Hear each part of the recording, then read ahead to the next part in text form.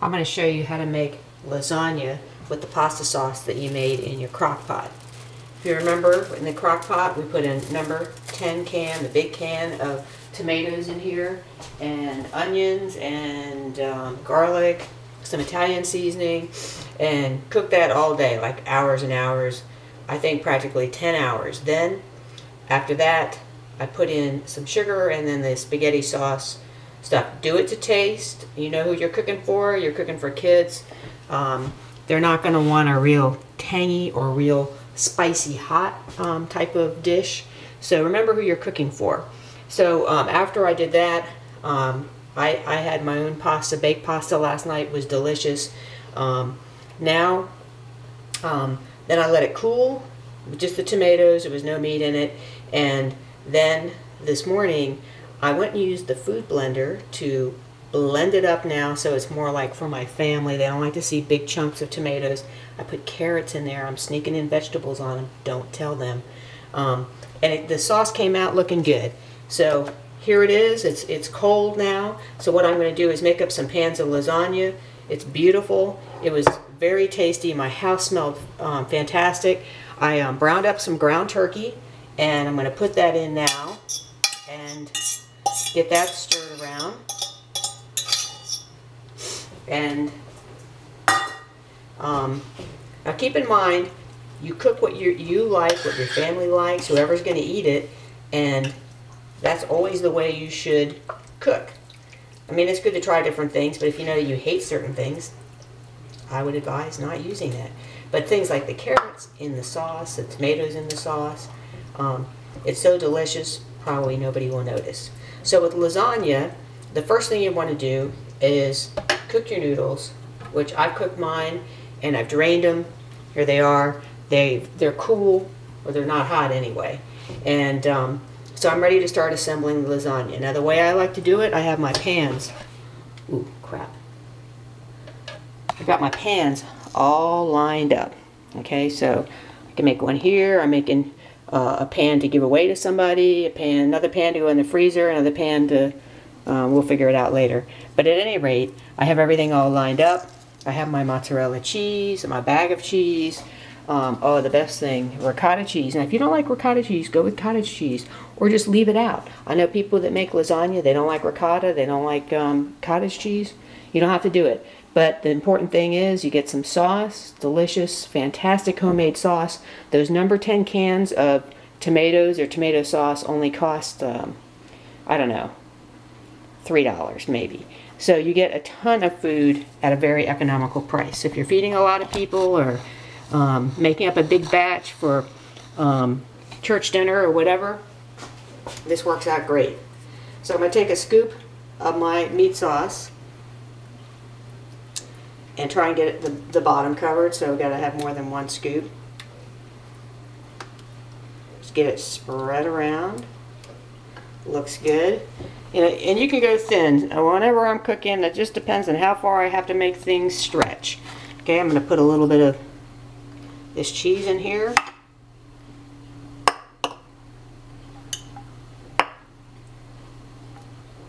Everybody likes cheese. That's why you want to go with the ground turkey, because you probably already have enough high-calorie stuff, plus all the carbs that are in here.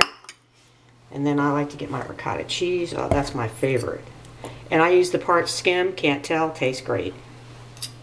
Put some around.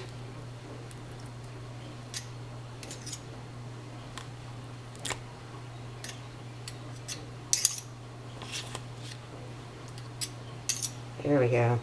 That's good.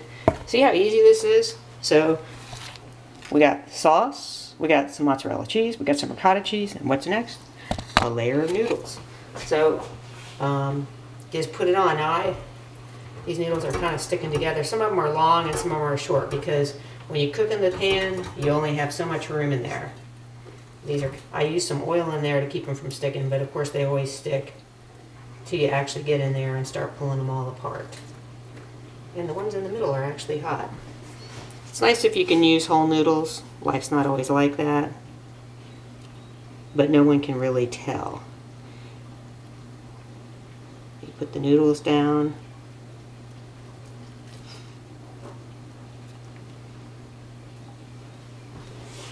And then how you layer it, there have been times I'm in a hurry, I just put like a bunch of layers of noodles, one on top of the other. I've never had anybody complain about my lasagna because the sauce and the cheese taste fantastic. Cover the edges.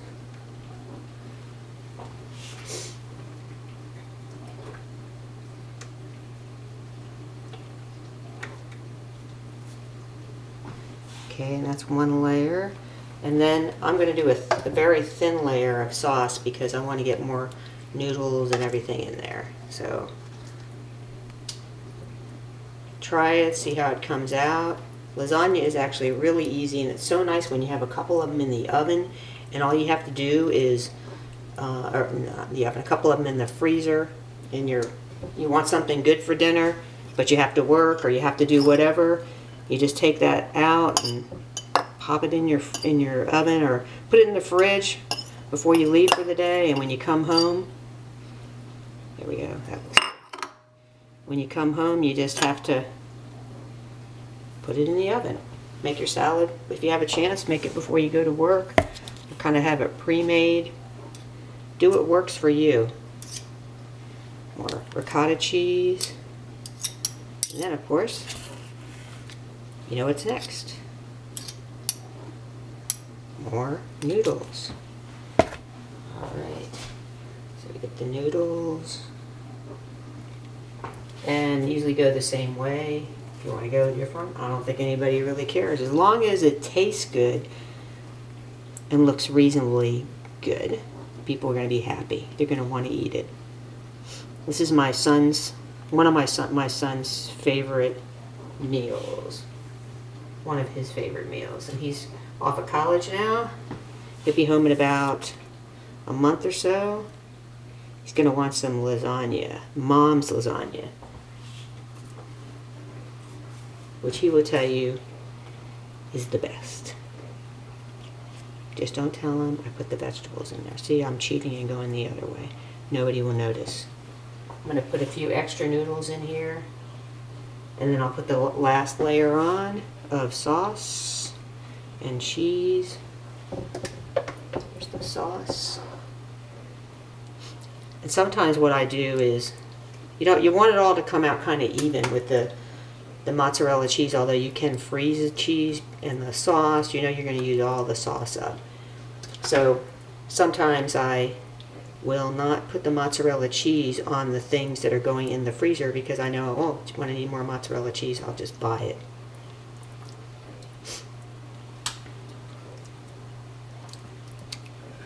And you always want to use up all of the ricotta cheese. And put them in the bowl. Let's see. Just go from the bag. See how easy this is? You just put a big plop in the middle and spread it around if you want.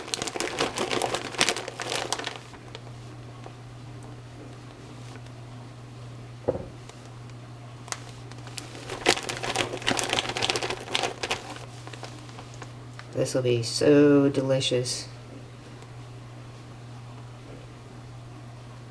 Also a good company meal,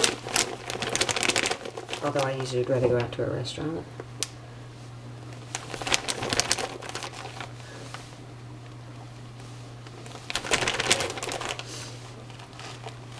This is how you cheat. You make one meal, when you make your sauce, you make like a baked pasta or a spaghetti or whatever you want.